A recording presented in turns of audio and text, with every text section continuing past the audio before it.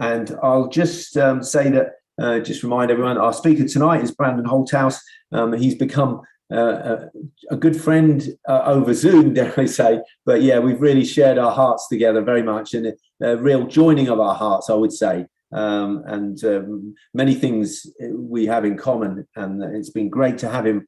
This is his third time to share with us in Hephzibah, and we're really privileged to have Brandon as well, and really appreciate the time and effort that he's taken both to prepare and to give the talk as well. So yeah, just to remind you that he will be speaking on a study on the book of Daniel. How does it relate to what is happening in our world today, part 2. And as I say, I think most of you know Brandon, but just to say briefly, he's married, 3 children. He was saved at the age of 19 after listening to a series of radio messages through the book of Revelation. And Brandon was called into ministry by the Lord and has been in full-time ministry since the year 2000. And he's had many various ministry positions and now serves at as Rock Harbor's senior pastor. Rock Harbor being, I think, in Bakersfield, California.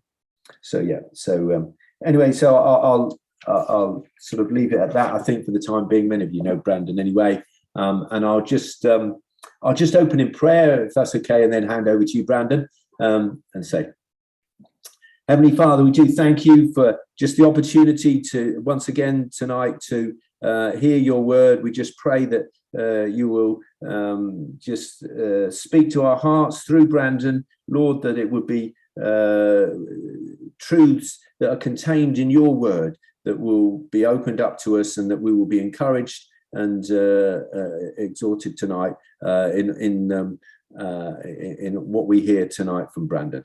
We ask this now in Jesus' name. Amen. Over to you, Brandon.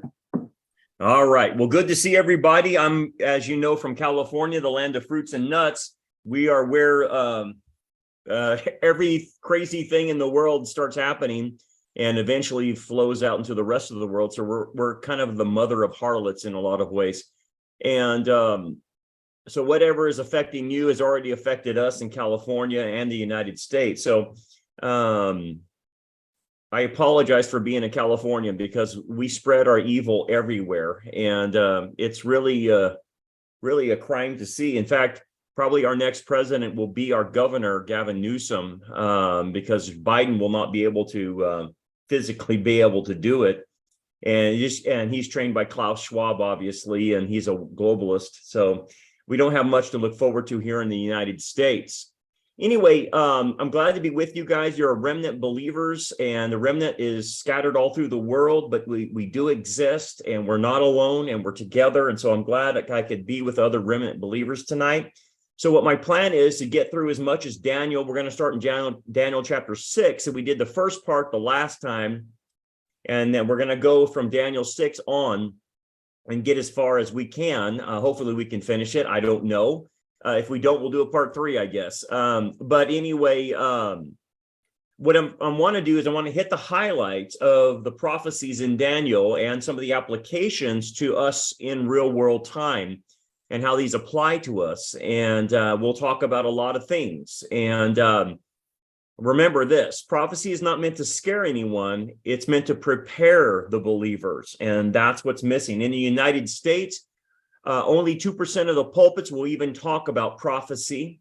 And so it's a missing element in Christianity in America. I don't know how it is there in England, but it's definitely a missing element in America that people won't preach on it. So let's dive in and let's start. So let me start sharing my screen, and we'll start in Daniel chapter 6. And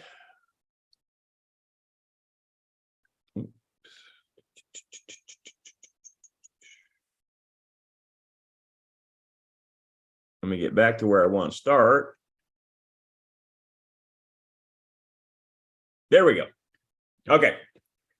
Can everybody, is there that on the screen? Everybody see that? You're all good? Yeah, I think so. I can see it, certainly. Yeah. Okay. So we'll start in Daniel chapter 6. And obviously Daniel chapter 6 is about Daniel being thrown in the lion's den.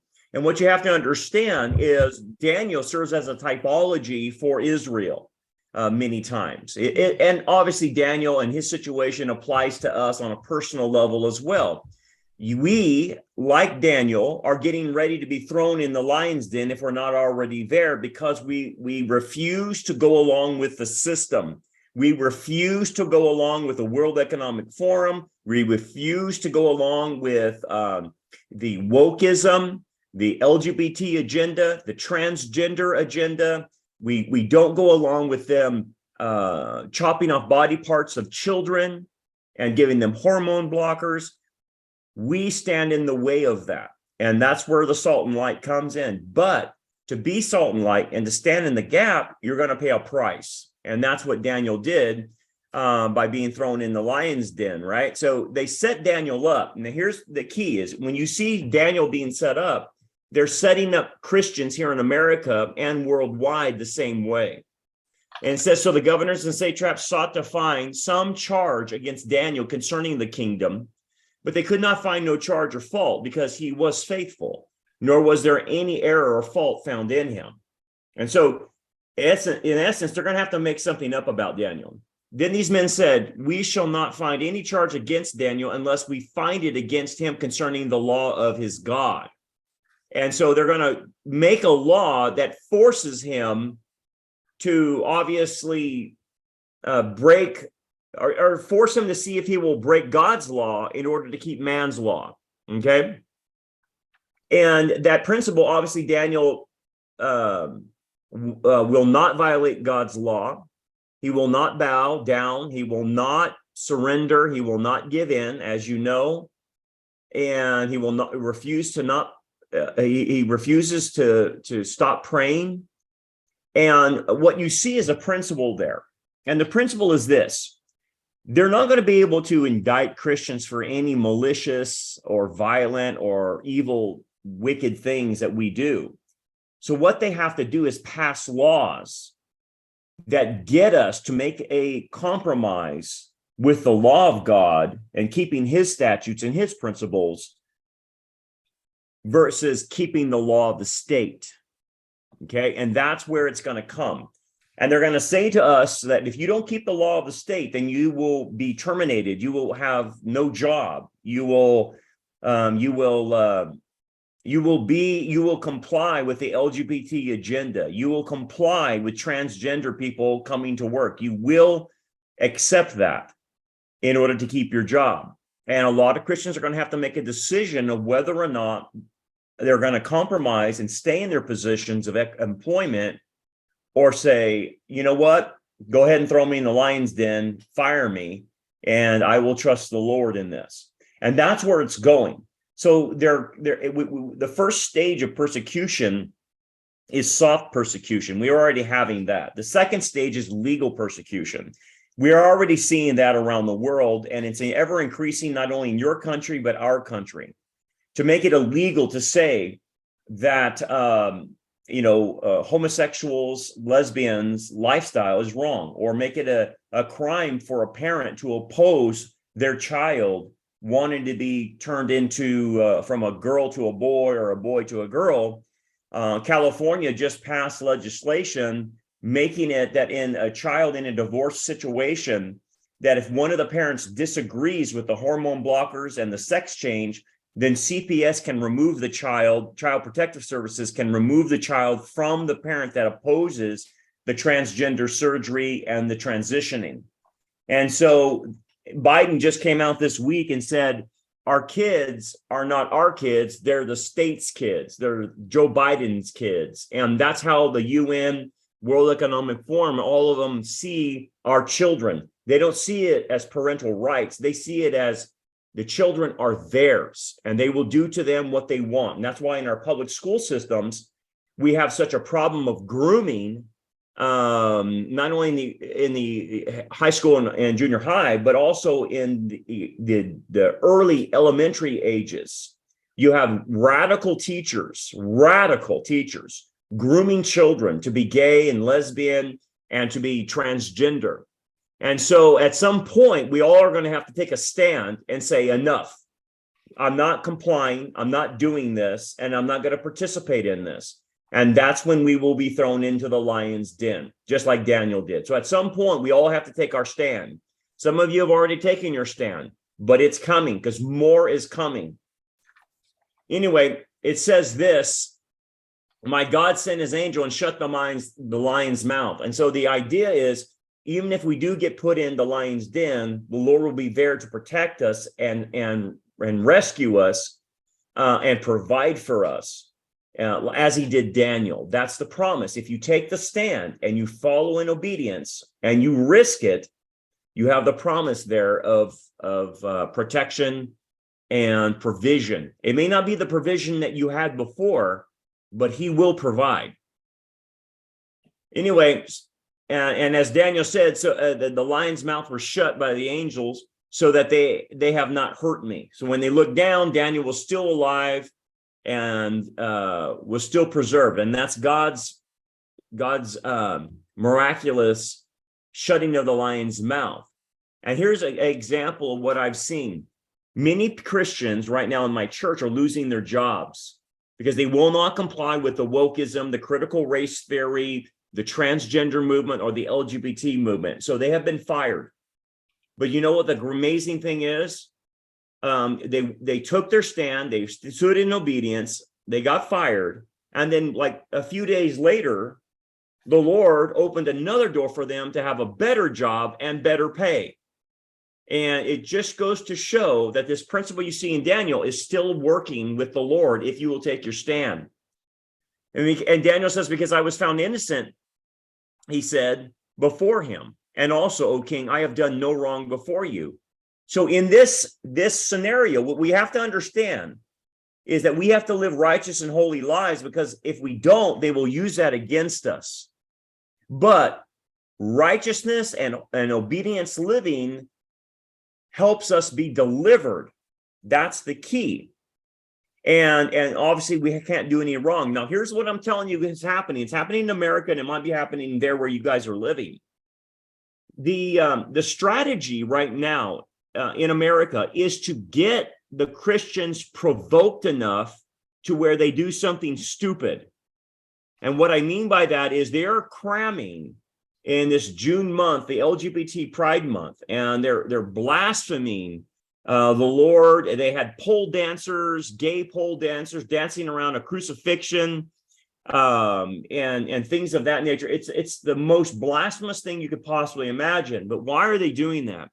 They're wanting a physical reaction from us so that they can start putting down laws of physical persecution or legal persecution on Christians, to say that we are the homegrown terrorists, we are the fundamentalists that need to be stopped because look, they beat up somebody or something like that. Already in America, there have been Christian groups that have got into fights with Antifa and the LGBT, and they actually threw down and had a major fight. This is exactly what they want. They want to provoke us into taking action so that they can put more legal stipulations on us. My advice to you and everyone else, like as you see with Daniel, do not be provoked. Don't get sucked into a fight. Do not, take your stand for truth, but do not physically get involved with these people, because that's exactly what they want you to do. They want to get you on something and put you in jail. Anyway, Daniel becomes really the instrument for God. Oops. Let me get back here. Hold on. Daniel becomes the instrument for God's witness to the world, because he is willing to face any consequence within the framework of God's will. And that's what we all have to learn during these crazy times, is if we want to be used by God, and the urgency is to be used by God, you have to stay within the framework of obedience when we do take our stance. And so be careful. If they're calling you names verbally, let them call you names. You're obligated to turn the other cheek when they verbally call you names. Now, if they attack you, you have the right to defense. No doubt about that. But you cannot go on the offensive. Jesus told the disciples to sell all you have and buy a sword. What did he mean? Because they're going to attack you at some point in time. and you're going to have to defend yourself. That's the key. You are to defend yourself physically. But if they verbally attack you, let them call you every name in the book, because the idea of turning the other cheek is to take the verbal insult and not react to it. That's what turning the other cheek means. It doesn't mean pacifism. It means I take the verbal assault. Let them call you a hater. Let them call you a transphobe, an Islamophobe, or whatever they want to do. That's fine. Don't react, because they want to provoke you. That's what the devil is wanting.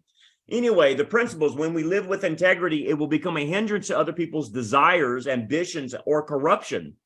They will look to remove us as an obstacle. Now, here's the thing that we understand. Christianity stands as an obstacle to the one world government. It stands as an obstacle to the whore of Babylon. It stands as an obstacle to Satan's agenda. Therefore, what they're doing in America and what they're doing in Europe is taking every vestige of Christianity out of the culture and removing it and marginalizing it, saying that we are the problems. We are the hate-filled people. And because we stand in the way. Now, in America, we know what the globalists have said about America. In order to get to a global government, you have to take America out. But the backbone of America is its Christian origins. It's not our economy. It's not our politics. It's not our military that makes us America strong. What made America so strong throughout all these years was our Christian foundation. We were based on the Judeo-Christian ethics and morals. That stands in the way of globalism. That stands in the way of the whore of Babylon's religion. Therefore, that's what's under assault now in America. We are the bad guys now. And I'm sure you guys are the bad guys in Europe. There's no doubt about it. But they have to remove us because we are the obstacle to get them to their utopian dreams of a one world government. Anyway, let me give you some examples of how we stand in the way. School nurse suspended over scathing post about unnamed girl 11 on puberty blockers and non-binary students and how it's kept secret from the parents.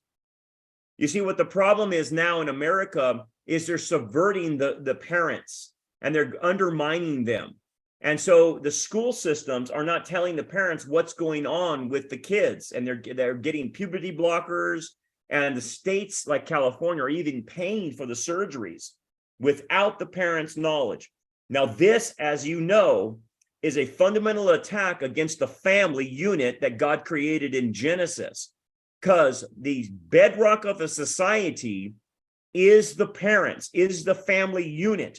So if you're going to destroy a society, you have to destroy the family unit. And that's what they're doing by stripping American parents of parental rights. The authority that God gave parents is under attack. Let me give you some other examples. Public schools are cesspools of debauchery. Get your kids out now before it's too late. That's what we are recommending in the United States. The public schools are satanic. They are grooming little children to be gay, transgender, lesbian, and grooming them to be flat out communists, Marxists, and socialists. They're also grooming them to be globalists as well, to hate their country and make up lies about their country. And that's what's going on. So we were recommending people get out of the public schools here in America. That's why here at Rock Harbor Church, we're actually starting a Christian private school in the fall to make a place for our children to be able to go to that's safe and teaches them Christianity. Biden, DOJ threatens states seeking to protect children from puberty blockers and genital mutilation surgeries. And again, why is this happening? Joe Biden doesn't know if he's coming or going. He's just a puppet in the globalists' hands. But the globalists, again, are trying to get our children away from us and allowing them to be sterilized and ruin them. This is part of the depopulation program of the globalists. The globalists want to depopulate the planet by 70%. And they say they want to do it in a civilized way. I don't know what that means, a civilized way, other than just killing people or sterilizing them so they can't have any children. Anytime these children go through puberty blockers or genital mutilation, they are unable to have children at that point. Anyway, we continue on some current events. California City approves program to provide transgender non-binary residents with guaranteed income. I don't know if it's happening in Europe, but here in California, the harlot, we pay people a guaranteed income if they are a transgender non-binary resident. It is insane. So our tax dollars go to pay for this insanity. That's just how crazy. So you can see why we stand in the way of this. Biden signs executive order to create a digital currency. And I think we talked about this last time. The digital currency is going to happen soon. And right now in America, they are playing with the infrastructure in the major banks, and about 11,000 banks underneath them are playing with the infrastructure to see if the infrastructure for the digital currency will work. So eventually, when they all say all is clear, they're going to implement the digital currency. And we might do a regional currency, but we're definitely going in that direction. Many other countries have already followed suit and are moving in that direction. I don't know how Europe is at this point, but eventually, this is where we're heading. And again, as Christians, we stand in the way of that. We don't support a digital currency because we see the nefarious agenda behind the digital currency, because you won't be able to buy and sell without their approval. It's a programmable digital currency, which means that you're only allowed to buy so much of a thing, like gasoline or bread or protein or whatnot. Here's the executive order from the White House right there on the front page of the White House. And again, what they're creating in all countries is central bank digital currency, and it's coming to all of us, whether we like it or not. Now, here's my thing. I hope we get raptured, but if we're not and the Lord tarries, we could see this in our lifetime. The system is being set up right now, and they're wanting to implement it ASAP. Along with the central bank digital currency, we'll have a digital identification. This right here comes from the World Economic Forum, but everything will be attached to your digital identity, along with your vaccine passport. Because the other thing they're wanting to push, they have more vaccines coming from the World Health Organization, and America almost sold its sovereignty out to the World Health Organization, but they punted it to April of 2024. At that point, America and many hundreds of countries will then come under the sovereignty of the World Health Organization to make medical decisions for us. This is Roman imperialism is basically what this is. But your digital identity will be attached to communications, social platforms, e-commerce, food, and obviously vaccine status in order to travel. Another thing we have here, New World Order Coalition of private companies released policy blueprint for state government officials to push a digital identification. So some of the major companies that you see here, AT&T, CVS, Discovery, Equifax, Aspirion, FaceTech, Fidelity, Idemia, JP Morgan, Chase, LexisNexis, MassMutual, MasterCard, Microsoft, Norton LifeLock, Notarize, OneSpan, Fido, PNC Bank, and all these others are involved in this. They want it to happen. They want a digital identification. And basically what you see with people, this is what's happening to people around the world. They just support the current thing. They don't think about it. If the government tells them to do something, they just follow suit. They just do it. They don't think. We have lost our society for the lack of critical thinking and the lack of biblical thinking. People have basically turned dumb. And the reason why people have turned dumb is part of the Romans 1 mindset, that when you refuse to worship the Creator, you suppress the truth, your mind becomes darkened, your heart becomes darkened, and you can't think straight anymore. You actually go mentally ill and depraved. And that's what we see around the world as people just do what the governments tell them to do. I didn't realize how easy it would be to get masses and masses of people to do the stupidest things you could possibly imagine. In talking to you guys over there across the pond and talking to Ken, I mean, for goodness sake, Ken was telling me that the people in the Oxfordshire voted to have a 15-minute city. They actually voted for it to put themselves in a prison. And that 15-minute city is coming to everywhere. It's coming to the United States, and it's coming all over Europe. That's the way they're going to control us. But think about that. No one pushed it. I mean, obviously, Ken was against it, as you know, but no one pushed against it. Ken told me they voted for it. How do people give up their rights? Because of Romans 1. And they will give up their rights for security, for the lie of security, that the government can provide security for them. And that's been the problem here in America. Anyway, let's move to Daniel 7 and understand eventually the beast system. So Daniel 7 says there's he saw in a vision 4 great beasts came up from the sea, each different from the other. And basically what Daniel was seeing is 4 empires. And through these empires, we're going to see successive in history ending up with Rome. And what we'll have to understand is as we dig into Rome, Rome is still with us. The Roman Empire is still with us, and I'll explain that. But let's go through this real quickly to understand the prophecy of Daniel here. This matches Daniel chapter 2 with a metallic man described in Daniel 2. There are 4 aspects of Daniel's metallic man when you have Babylon, Medo-Persia, then Greece, and then Rome. And that corresponds with the different animals. As you see the lion with wings, the bear with 3 ribs, you see the leopard with 4 wings, with 4 heads, and then obviously you see the beast, which is undescribable. These 4 correspond to the 4 empires mentioned in Daniel. Now, Daniel chapter 2 shows the metallic man from man's standpoint. They think these empires are glorious and wonderful and strong. But from God's standpoint, you see them that they are nothing but beasts, chimeras. They're not natural. They're unnatural from God's perspective. And so God's perspective puts them in an animal form, in a beast form, in a chimera form, to show you that these things that these human beings are developing are unnatural and are not godly. Anyway, along with this, you have to understand that Daniel's metallic man and these 4 beasts signify the times of the Gentiles.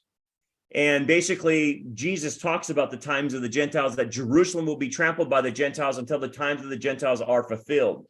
The times of the Gentiles basically refer to Jerusalem, the Temple Mount being under Gentile control until the second coming. Now, Israel will get temporary control of the Temple Mount for the first 3.5 years of the tribulation, but then it will be removed by the Antichrist and the abomination of desolation for the last 3.5 years. Israel in history, in 1967, got control of the Temple Mount, but the secular Jew Moshe Dayan, the general, gave it actually back to the Muslims, which that was a big mistake on his part, but he was afraid of a holy war, and he gave it back, continuing to keep prophecy. As you know, the times of the Gentiles will be fulfilled at the second coming. But that's what the four empires represent, that Jerusalem will be trampled down, and the Israelites and the Jews will be trampled down by the Gentiles until the Lord comes. Anyway, and that's just what I said here. Jerusalem and the Temple Mount will be controlled, basically, or dominated until the second coming. Okay, so let's move on to the empires real quick. And the first one was like a lion, and it had eagle's wings. So there's the chimera effect of it, that it's not one animal, it's a mixture of different animals. That's the chimera effect. And that's what God is trying to say. These are unnatural. They're on the fringe. They're human developments that are unnatural, because the basis of all of them is tyranny. The basis of them is authoritarian leadership and basically making everyone a slave. That's humanity's best effort to form governments, is they create a tyranny in the end. So anyway, the first one's like a lion that had eagle's wings. The idea of eagle's wings means it's fast. I watched until its wings were plucked off, and it was lifted up from earth and made to stand on 2 feet like a man. and a man's heart was given to it. Now, what we were referring to is Nebuchadnezzar. So Nebuchadnezzar represents this empire. And Nebuchadnezzar, as you know, he didn't believe in the God of Israel, but then after a series of, being put flat on his back and turned into an animal, he did recognize Daniel's God. And many people believe that Nebuchadnezzar got saved at that point in time in Daniel chapter 4. It's very possible, it appears, but that's why the idea that this animal had its wings plucked out. So Babylon stopped expanding its empire, and Nebuchadnezzar actually went into more of a concentration on the empire that he had already built, like infrastructure and buildings and such. He didn't want to expand any further. So that's the idea of the wings being plucked off. But nonetheless, he was given a heart of a man, which indicates that Nebuchadnezzar possibly is saved. And that's when Nebuchadnezzar realizes that Daniel's God is the God of the universe, really. So anyway, the lion with wings represents the Babylonian Empire under Nebuchadnezzar. And as you can see, along with a lot of the artwork that you get from Babylon, they have these winged cherubs, winged creatures, and they have winged lions as well. So the lion with wings is an appropriate symbol for Neo-Babylon. Let's move to the bear. And suddenly another beast, a second like a bear, it was raised up on one side and had 3 ribs in its mouth between its teeth. And they said thus, arise, devour much flesh. Now, this refers to the Medo-Persian Empire. And it's like a bear because it's powerful and it's strong, right? But it's not fast, but it's powerful and strong. And the idea that it's raised up on one side means it's lopsided in the fact that Medo and Persia are combined and one is stronger than the other, that being Persia. And the 3 ribs refer to the 3 empires it got rid of, including Babylon and 2 others, in order to seize its power. And you remember that Belshazzar had his dinner and he was using the instruments from the temple. And that night, Medo-Persia took over in one night without even a fight. And it says, arise and devour much flesh.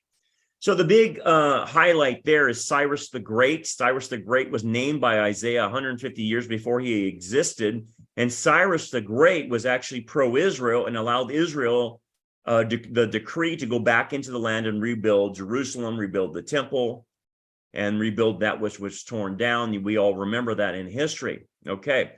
But Persia was a major empire. Look at the difference on the map between Babylon and then Medo-Persia. And as you can see, Medo-Persia took in that green area a massive amount of territory, way larger than Nebuchadnezzar.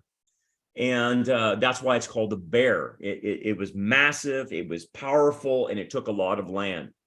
Then we move to the second empire, the Grecian Empire. And the Grecian Empire is represented by the torso of the metallic man, but it's represented by the winged leopard.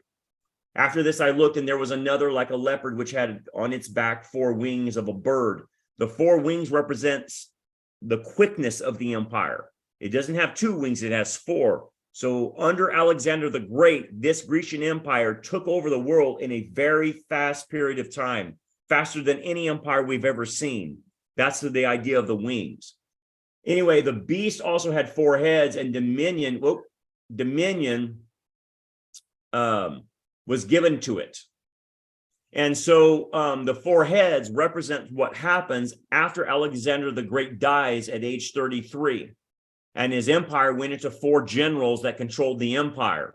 So here's a bust of Alexander the Great. We have an idea of computer generated of what Alexander the Great looked like. Alexander the Great actually was pro-Israel. I don't know if you knew that, but he had a dream in Macedon about the high priest and the priests coming out to him in Jerusalem. So anyway, when Israel heard that Alexander the Great was coming through and he was going to take over Israel, and they heard he was coming to Jerusalem, the night before, the high priest had another dream saying that he's going to come, and here's what you do. Present yourself in white and basically show him that he's in the scriptures. And so when Alexander the Great came into Jerusalem he was greeted by the high priest and the priests wearing white as instructed by God's dream. And it matched Alexander the Great's dream, because he had seen that when he had went in here to Jerusalem, that he would be greeted by the high priest and these priests in white. And then the high priest showed him in scripture how he was mentioned that he would control the entire world at the time. So you know what happened? Alexander became a great friend of Israel and left them alone. He actually didn't bother them at all and left them because of these dreams to preserve Israel. So it's amazing. It's an amazing story to see this, how Alexander the Great was used by God in that sense. But anyway, his empire broke into 4 regions. And as you can see, here are the 4 regions. You have the kingdom of Cassander, Lysimachus, Ptolemy, and Seleucus. And then that sets up the Maccabean revolt. Now, here's the thing. You have to understand these 3 beasts, because when we get to the 4th beast, the 4th beast is a conglomerate of all of these beasts. So to understand the 4th beast, you have to understand Babylon, Medo-Persia, and Greece to understand the Roman Empire, because it's a conglomeration. That's why it's in a chimera form of different animals, because it contains all the parts of the previous empires. Let's move on. After this, I saw in the night vision, behold, a 4th beast. Okay. And the 4th beast was dreadful and terrible, exceedingly strong. It had huge iron teeth. It was devouring, breaking in pieces, and trampling the residue with its feet. It was different from all the beasts that were before it, and it had 10 horns. Now, I want you to capitalize on the idea that it's different. How is it different than Babylon and Medo-Persia and Greece? And this is why you have to know the previous empires. It's different because Rome practiced a thing called imperialism. Imperialism is the idea that goes counter to using, when you take over a country, you would use the natives of the country and rule through the natives of that country. That's what Babylon did. That's what Medo-Persia did. That's what Greece did. But Rome was different. Rome did not rule through the native empire it took over.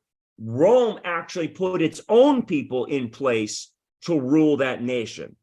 And the greatest example you guys can see is what happened in the Gospels and who was in Israel at the time ruling Israel. It was Pontius Pilate and the Roman garrisons all throughout Israel. Now, let me add one more feature. The other feature that it had is it exercised a foreign taxation on the people directly. Typically, empires before, the king would have to give money to the empire that controlled it. But Rome was different. Rome went after each individual and taxed them personally, not just the king, but each individual. And so what do the Gospels say? What did the Jews complain about to Jesus about taxation? Were they complaining about the temple tax? No, they had no problem paying the temple tax. They were complaining, what about Roman taxation? Each hitting them on an individual level, paying taxes to a foreign government. Now, let's bring this into today. Imperialism has started. The Roman Empire split into 2, and the imperial force that it had went away for a time period. But now it's reviving. And the revival of it is through globalism, where you have the World Economic Forum, you have the European Union, or you have the UN or techno giants telling you and I what to do and how to live. I mean, this is the whole idea behind the green movement of saving the planet. That is a step towards imperialism, because eventually they want us all to pay a carbon tax, or eventually they're putting us in a 15-minute city, or we can't drive, or we have to have electric cars, or we have to pay a carbon tax or something like that. Imperialism is on its way. And in America, it's happening all over the place. We are doing things in America because we're complying with the World Economic Forum and what Klaus Schwab wants us to do, and what the World Health Organization wants us to do. That's imperialism. So you think about Brexit and how you guys got out of the European Union. That's a pushback against imperialism from a foreign entity telling your country what to do. But that's the marker of the Roman Empire. And eventually, under the Antichrist will have his own armies. He will have his own people, and he will rule all the world through his people. That's the ultimate form of imperialism. That's what makes Rome different, and that's what we see here on the ground. So we had imperialism, obviously, and that stage, the United States, was obviously through Jesus' time to AD 364. Then, as you know, the Roman Empire broke up into two pieces, or this is what it looked like altogether. And let me see that I have the next picture. Okay, here's the picture. You had the division of the Roman Empire. This is important. I want you to see something. This is stage 2 on Daniel's metallic man. Let's see. Take that out right there. So you had the east and west balance of power. It started in AD 364 when Emperor Valentinian divided the Roman Empire into the east and west divisions. If you notice, the Western Roman Empire headquartered in Rome, and the Eastern Roman Empire centered in Constantinople, or which used to be Istanbul. Anyway, what we see now, let me go back real quick. What we see now today is that the Roman Empire is still in the two-legged stage of Daniel's metallic man, okay? But what ended up happening, the shift of power from Constantinople, when the Muslims came up and took over the area, the princes, the educators, the scholars, and everybody that was part of the Byzantine Empire moved north, and it settled in Russia. That's been the location of Daniel's eastern leg ever since that happened to Constantinople. Let's go to the western side. The shift of power moved from Rome, and it moved into France under Charlemagne. And under Charlemagne, you had the Holy Roman Empire at that point in time, which controlled all of Europe. And it was about, I can't remember, 920, 940 AD or something like that. Later on, under Otto the First, I think it is, the Holy Roman Empire shifted power to Germany. And it's been in Western Europe ever since then. And it's funny that a lot of strange things always happen in Germany. I mean, I'm not trying to be offensive. My origins are from Germany with the name Holthaus. But I want to say this. Germany, for some reason, always does bad mistakes. They always make bad decisions politically. And they always do stupid things that end up hurting their populace. And what we have seen is that center of power, whether it's Nazi Germany or whatever, seems to be coming from that area. For instance, where does Klaus Schwab come from? He doesn't come from England. He doesn't come from Italy. He doesn't come from France. He comes from Germany. So there seems to be a problem in Germany, and I believe it's a spiritual problem. What we're saying is this. The Western leg centers in Western Europe, primarily in Germany and the outlying countries around that epicenter. And the other epicenter is in Russia. Okay? So when you look at Putin and you look at what's going on with Ukraine, what you're seeing battle right now with the United States fighting a proxy war against Russia through the Ukraine is a war between the Western leg of the Roman Empire and the eastern leg of the Roman Empire. And I already know, and you already know who wins. Globalism wins. Okay? Now, Putin obviously is against globalism. He wants a nationalistic Russia to be the dominant factor of the world. Well, we already know what scripture happens. The next stage that comes from the western legs, the two legs, is the feet portion of Daniel's metallic man. And notice that the feet are partly iron and partly clay, and then you have the 10 toes. So the next stage that we go to is globalism. But notice, it's partly iron, partly clay. Okay, let's explain that so we all understand what's getting ready to happen. The iron represents, obviously, Rome. Rome is an iron metallic that Daniel's trying to describe, and it goes into the feet.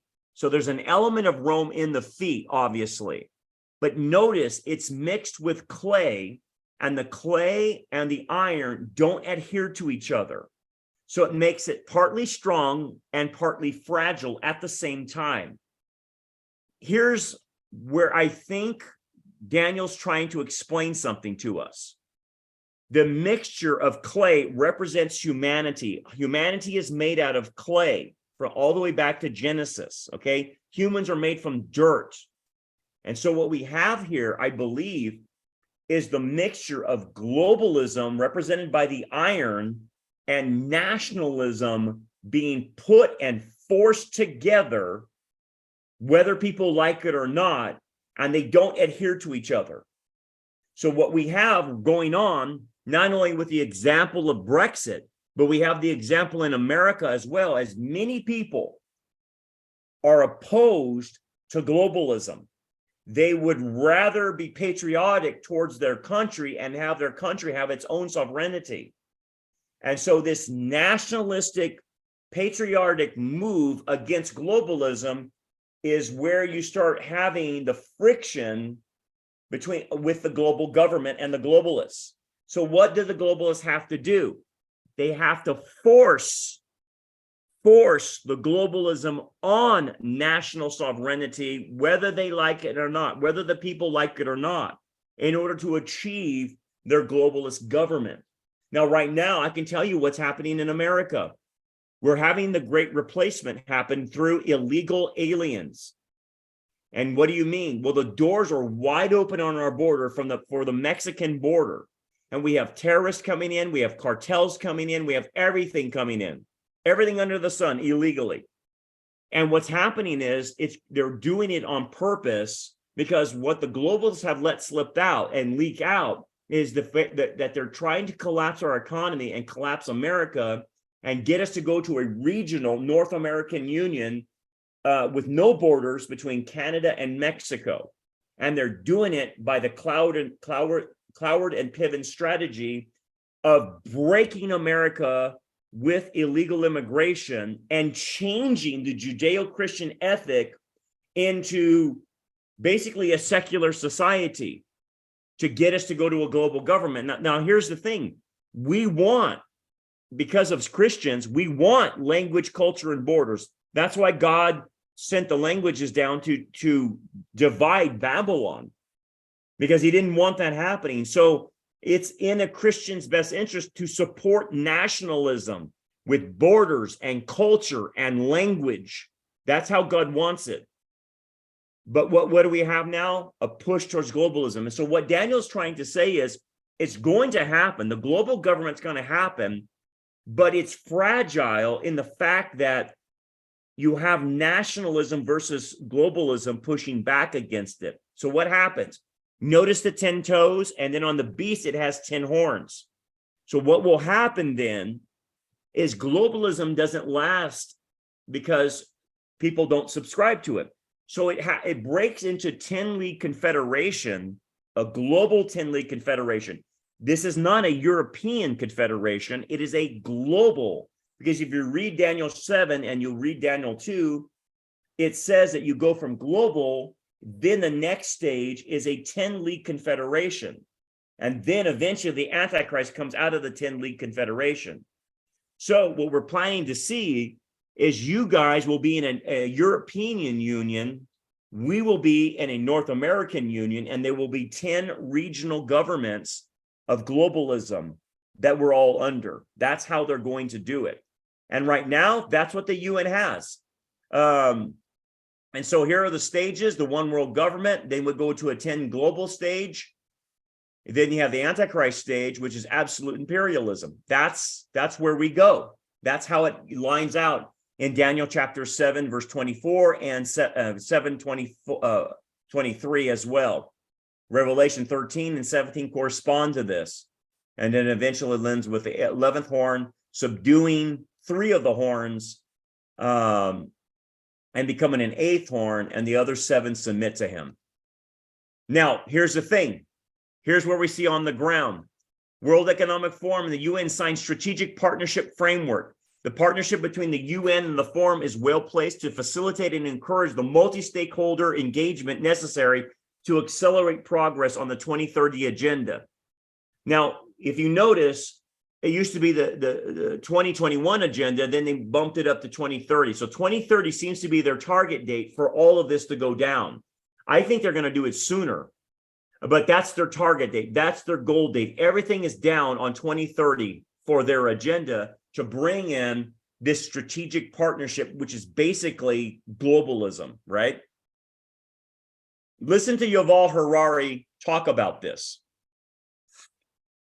But when you have a lose-lose situation, like with climate change, it's much more difficult without some overarching authority, real authority. Now, how to get there and how would it look like, I don't know.